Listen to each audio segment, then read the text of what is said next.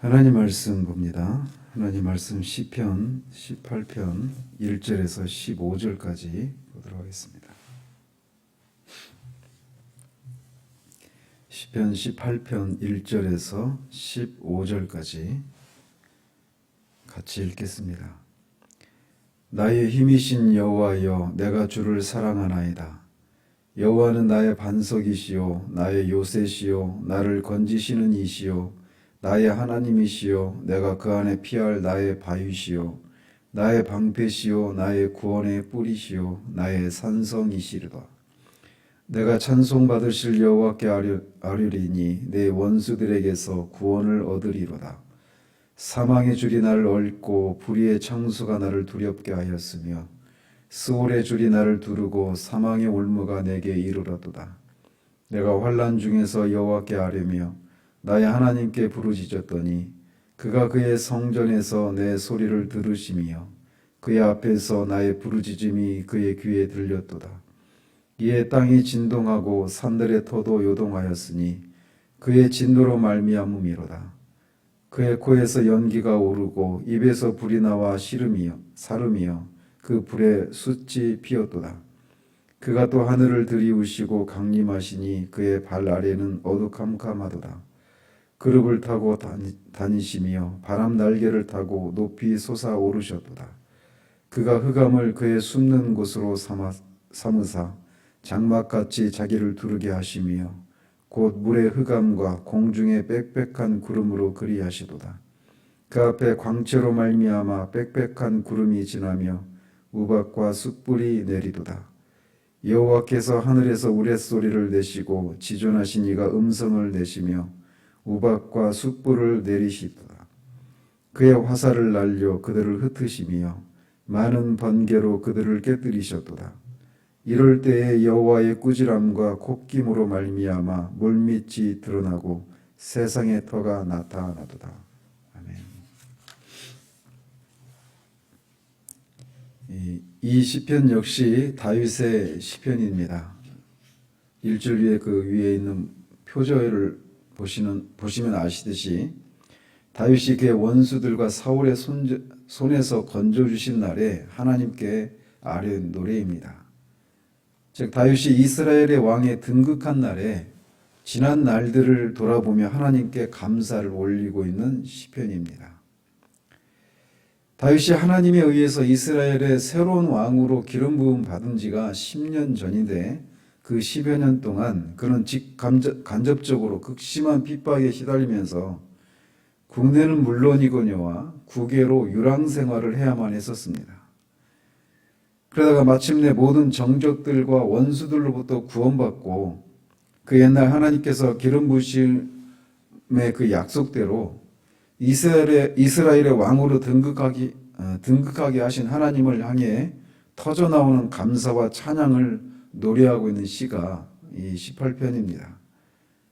이 시편은 사무엘하 22장에도 약간의 그런 변형을 제외한 채로 실려있는 똑같은 시가 실려있는 시편입니다.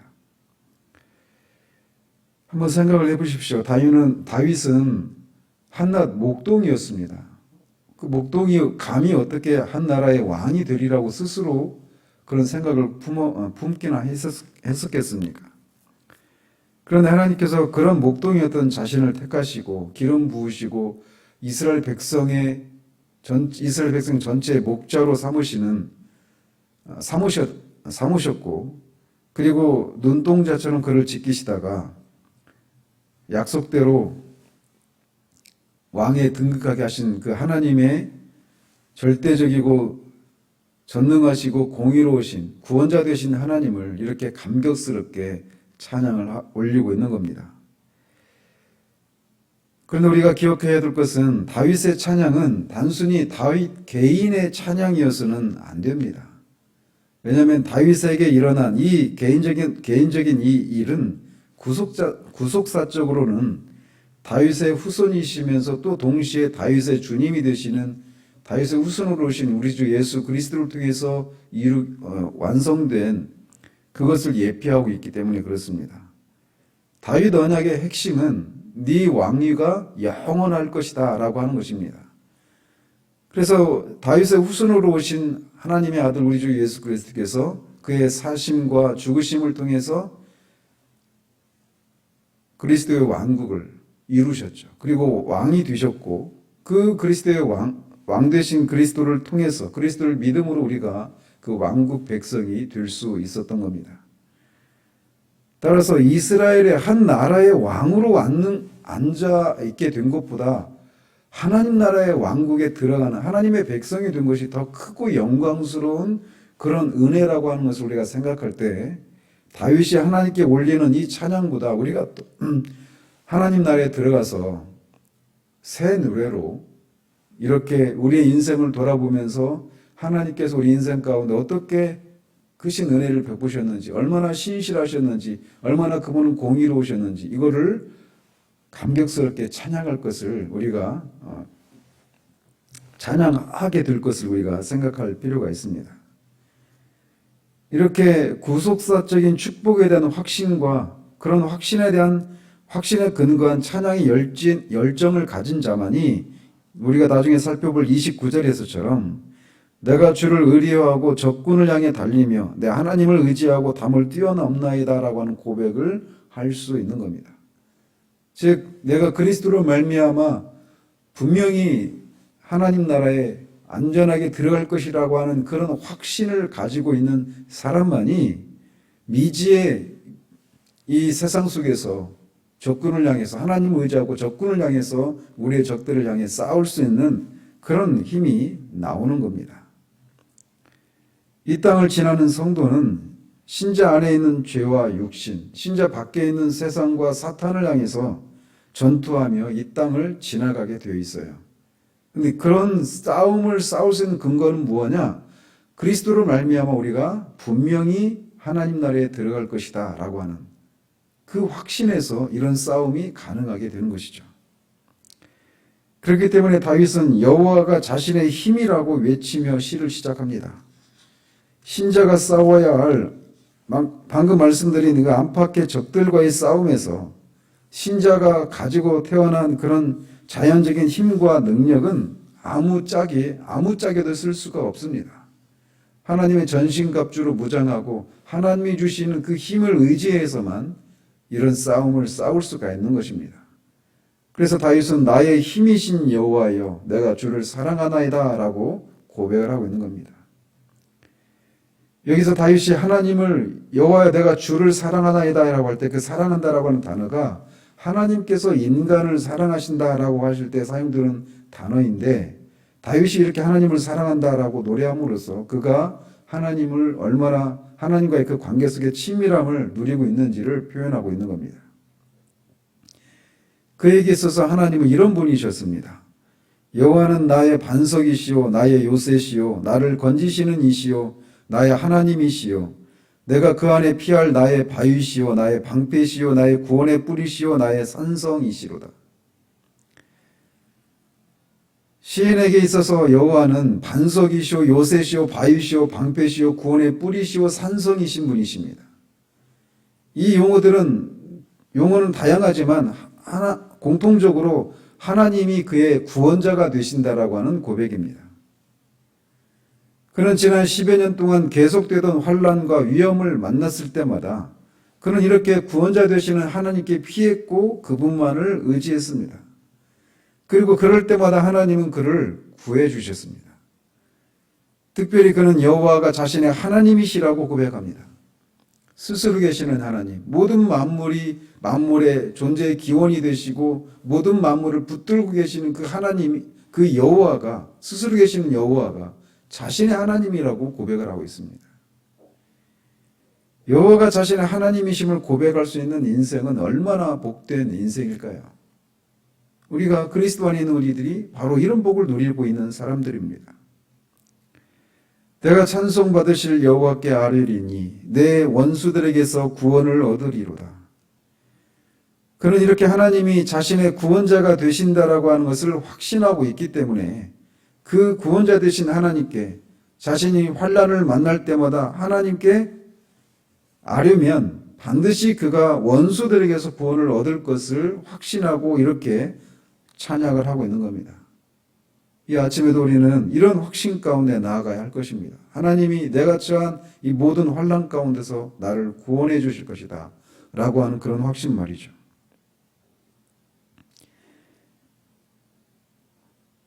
다윗이 처한 그 환난은 어느 정도였는가? 사망의 줄이 나를 얽고 불의의 창수가 나를 두렵게 하였으며 스올의 줄이 나를 두르고 사망의 올무가 내게 이르러도다. 그가 만난 환난은 죽을 수도 있는 그런 환난이었습니다. 원수들에 의해서 금방이라도 죽을 수도 있는 급박한 위기들을 그는 여러 차례를 통과해야만 했습니다. 단순히 그가 누리고 있었던 안락한 삶이나 장차 오르게 될 그런 왕위를 빼앗기는 그런 정도의 위협이 아니라 죽을 수도 있는 그런 살해 위협에 늘 시달리고 긴장하는 그런 삶을 10여 년 동안 살게 되었었던 겁니다. 그가 그 환난 중에서 무엇을 했는가? 내가 환난 중에서 여호와께 아뢰며 나의 하나님께 부르짖었더니 그가 그의 성전에서 내 소리를 들으시며 그의 앞에서 나의 부르짖음이 그의 귀에 들렸도다. 그는 그런 환난 가운데서 그의 구원자 되신 하나님 여호와께 부르짖었습니다. 여기서 부르짖는다라고 할 때 그 표현은 새가 이 상위 포식자에게 잡힐 위기에 처해 있을 때 막 내지르는 그런 비명입니다. 저희 아침에 그 비명 소리를 흉내낼 수는 없는데 아무튼 그 날카로운 찢어지는 듯한 그 비명 소리, 그게 부르짖는다라고 하는 그런 표현입니다. 그에게 있어서 기도란 하나님께서 응답해 주시지 않으면 죽을 수도 있는 그런 절체절명의 위기 가운데서 하나님께 아뢰는 것이었어요. 그런 죽을 수도 있는 그런 위기에 있기 때문에 그는 정말 점잖게 체면치레 하듯이 기도할 수 없었습니다. 그런 위기에 처한 새가 찢어지는 듯한 비명소리를 내지르는 것처럼 그렇게 하나님께 자신의 처지를 아뢰고 도움을 구했습니다. 그의 부르짖음은 허공을 향한 부르짖음이 아니었습니다. 지금도 우주를 향해서 우주인들이 있을지도 모른다라고 하면서 끊임없이 전파를 발송하고 있는 것처럼 그의 기도는 그런 기도가 아니었습니다. 그의 기도는 분명히 대상이 있었고 그 기도를 들으시는 분이 계셨습니다. 그분은 하늘에 계신 성전에 계신 하나님이십니다. 그리고 그의 부르짖음은 하나님의 귀에 상달이 되었습니다. 하나님의 귀에 그의 기도 소리가 들렸습니다. 얼마나 크게 기도하면 하늘 성전에 계신 하나님의 귀에 들리게 될까요? 그래서 우리가 기도할 때마다 막 정말 목이 찢어지라 이렇게 통성으로 기도해야만 하나님이 겨우 들으실까요? 하나님이 이제 너무나 오래되셨기 때문에 노쇠하셔서 잘 들리시지 않는 그런 하나님이시기 때문에 다윗이 기도했을 때보다 더 큰 소리로 기도해야만 하나님이 들으실까요? 그렇지 않습니다. 하나님은 우리 자신조차도 모르는 우리 영혼 깊은 곳에서 쏟아지는 탄식 소리마저도 들으시고 해석하실 수 있는 분이십니다. 비록 겉으로 큰 소리를 내지 않아도 하나님의 귀에 들리는 소리가 있습니다. 그것은 성령 안에서 하는 기도입니다.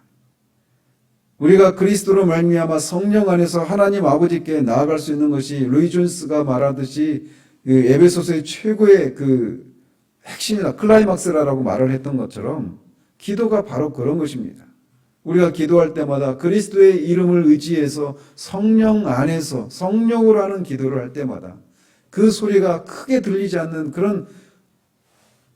그런 소리이고 심지어 우리 자신조차도 내가 뭘 기도하고 있는지조차 모를 정도로 그렇게 탄식으로 쏟아낼 수밖에 없는 그런 기도조차도 하나님은 들으십니다.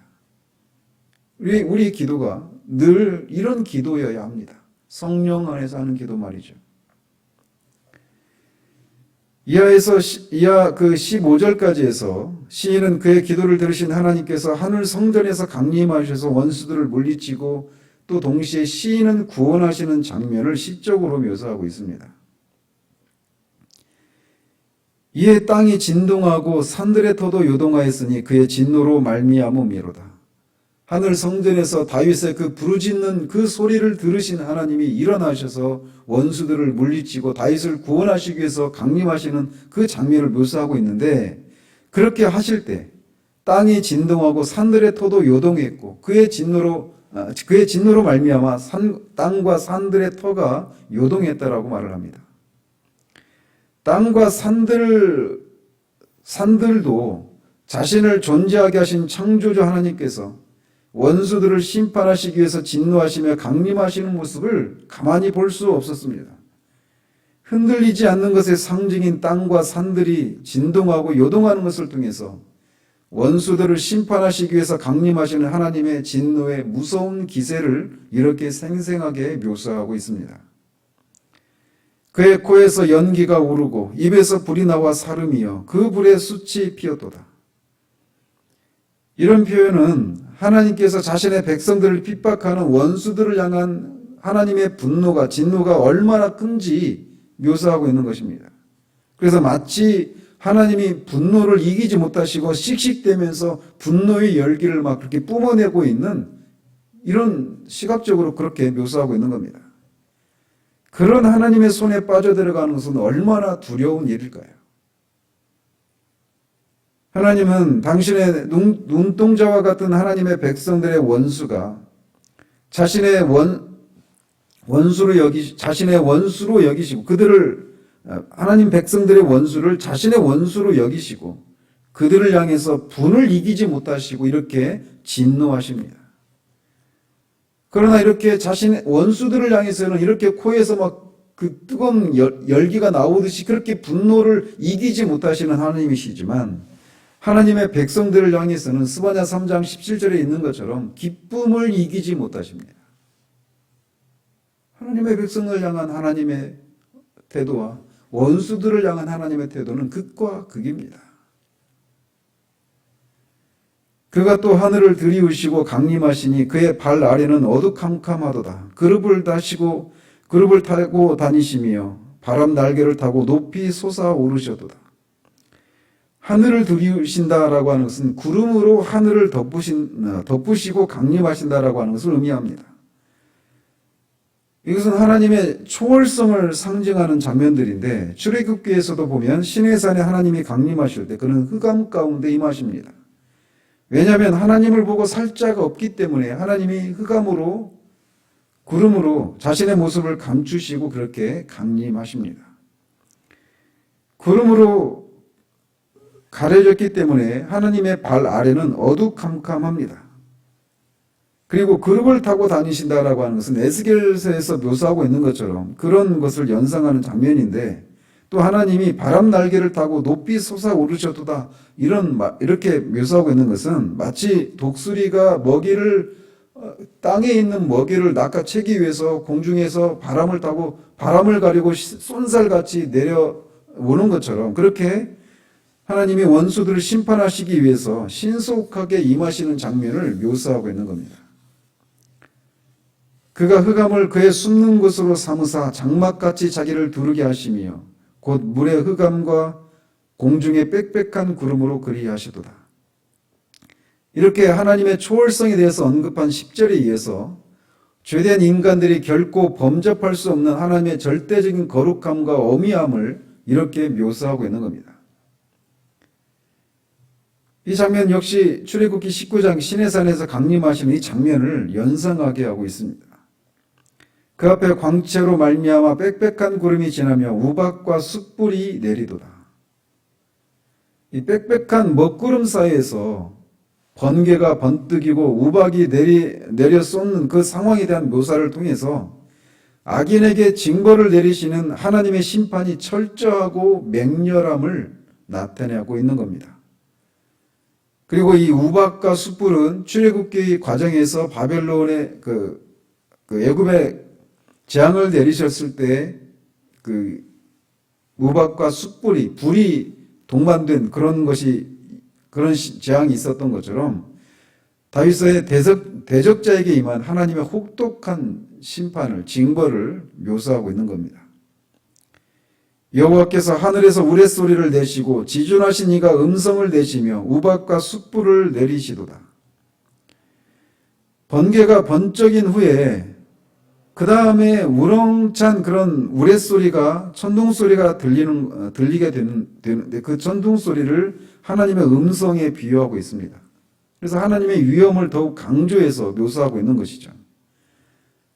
그래서 이 12절, 앞에 있는 12절에서는 시각적인 하나님의 심판의 어미함을, 엄중함을 시각적인 이미지로 묘사하고 있는 반면 여기에서는 청각적인 이미지를 동원해서 절대적이신 하나님의 위엄과 그분의 심판의 엄중함을 묘사하고 있는 겁니다. 그의 화살을 날려 그들을 흩으시며 많은 번개로 그들을 깨뜨리셨도다. 번개를 여호와의 심판의 화살로 묘사하고 있는 겁니다. 그래서 대적들을 신속하게 파하시는 하나님의 구원 역사를 묘사하고 있는 거예요. 이럴 때 여호와의 꾸지람과 콧김으로 말미암아 물밑이 드러나고 세상의 터가 나타나도다. 여기서 말하는 꾸지람은 대적들을 향한 하나님의 어미하신 호령을 의미하고 콧김은 대적들을 향해 분을 발하시고 행하시는 하나님의 능력을 묘사하고 있는 것입니다. 그리고 물은 시인을 둘러싼 대적들의 숱한 위험을 비유한 말입니다. 그래서 구약에서 구원의 이미지는 물속에 잠겨있던 것들이 드러나는 이런 것으로 구원을 묘사하고 있죠. 그래서 물 밑이 드러나고 세상의 터가 나타났다. 이 장면은 출애굽기 15장에 이 홍해를 가르시고 그 바닷물이 갈라지고 마른 땅을 나게 하시고 그 마른 땅을 건너서 애굽의 위험으로부터 바다의 위험으로부터 그들을 구원하시는 이 장면을 연상케 합니다. 그래서 물에서 건지셨다라고 하는 이런 이미지를 통해서 물에서 땅이 드러나는 이런 이미지를 통해서 구원을 묘사하는 장면으로 이렇게 많이들 묘사합니다. 다윗은 이렇게 자신의 생애에서 여호와 하나님께서 자신의 삶에 구체적으로 간섭하신 이것들을 이렇게 묘사하고 있습니다. 원래 18장 전체를 다 한꺼번에 살펴야 되지만 우리가 시간상 어쩔 수 없이 이렇게 나눠서 이렇게 살피고 있는데 이 아침에 분명한 것은 다윗은 지난 날을 돌아보면서 하나님께서 자신이 그렇게 스올의 위험에 사로잡혀 있는 죽을 수도 있는 그런 위기를 수차례를 지났지만 그때마다 그가 하나님께 부르짖었을 때 하나님은 그의 기도를 들으시고 그를 그 모든 환난 가운데서 건지셨다라는 겁니다. 그가 그 모든 위험을 물리치면서 살게 되었고 결국은 왕에 등극해 한 그래서 최종적인 승리는 아니지만 결국 그 왕위에 올랐다라고 하는 것을 통해 그가 그 모든 위험으로부터 건진받고 승리를 얻을 수 있었던 그 동인이 뭐냐? 여호와가 그에게 힘이 되셨기 때문이다 라는 사실이었어요. 우리가 장차 이 세상의 삶을 모두 마치고 주님의 나라에 들어가게 될 겁니다. 그러면서 우리가 복음성가에 있는 것처럼 내 인생 여정 끝내요. 강 언덕 위에 서서 하는 말 예수 나를 인도하셨네. 그 찬양 가사처럼 우리가 지금까지 살아온 삶을 돌아보면서도 하나님이 여러 차례 위기 가운데서 우리를 건지신 것을 인해서도 찬양할 수 있지만 장차 주님의 나라에 들어가서 완전히 모든 원수들을 다 물리치고 내 안에 있는 죄와 육신과 세상과 사탄과 최종적인 원수인 사망까지도 우리가 다 이기고 주님의 나라에 들어갔을 때 우리는 다윗이 찬양했던 그 찬양, 그 감격, 그 열정을 뛰어넘는 그런 감격으로 하나님을 찬양하게 될 거예요. 그것이 그 일은 반드시 우리에게 일어날 일입니다. 그런 확신이 우리 가운데 있기 때문에 담을 뛰어넘었던 담이라고 표현하고 있지만 원래는 성벽입니다. 성벽 너머에 원수가 어떻게 도사리고 있는지 모르지만 하나님을 신뢰함으로 그 미지의 세계를 뛰어넘어서 우리가 그렇게 가는 것처럼 오늘 하루에 일어날 일이 무엇인지 모르고 또 한 주 동안, 한 달 동안, 올 한 남은 기간 동안, 남은 인생 동안 우리가 어떤 일이 있을지 모르지만 반드시 이르게 될 그 천국에 대한 소망을 가지고 그 천국에 들어가게 하시는 하나님을 의지하고 우리의 미지의 삶을 우리가 살아낼 수 있는 겁니다. 이 아침에 기도 가운데도 그런 확신들이 우리 가운데 주어져서 오늘 주어진 이 하루를 하나님을 신뢰함으로 담을 뛰어넘는, 성벽을 뛰어넘는 그런 삶을 살아가기를 우리 주님의 이름으로 축원드립니다. 기도하겠습니다. 하나님 아버지, 다윗이 10여 년 동안 하나님의 기름 부으심을 받은 지 10년이 지나는 동안 언제 끝날지 몰랐던 그 투쟁의 기간을 거치고 마침내 왕위에 등극해서 지난날 하나님이 그의 인생 가운데 베푸신 은혜를 열정적으로 찬양하는 시편 18편을 우리가 살피기 시작했습니다. 다윗이 그렇게 하나님을 신뢰함으로 그 환난 때마다 하나님께 부르짖었고 그때마다 하나님이 그에게 산성과 바위와 요새와 구원자가 되시는, 방패가 되시는 그런 은혜를 허락해 주셔서 그 모든 위기에서 건져내셨던 것처럼, 그렇기 때문에 그가 미지의 그 세계를 향해 그렇게 담대하게 담을 뛰어넘는 듯한 그런 삶을 살았던 것처럼 우리도 이 하루도 우리가 장차 분명하게 주님이 계신 그 주님의 나라에 들어갈 것을 확신하고 오늘 우리에게 주어진 이 하루를 주님을 의리함으로 그렇게 담을 뛰어넘는 그런 삶을 살아가는 우리들 될 수 있도록 도우시기를 원합니다. 예수 그리스도 이름으로 기도합니다. 아멘.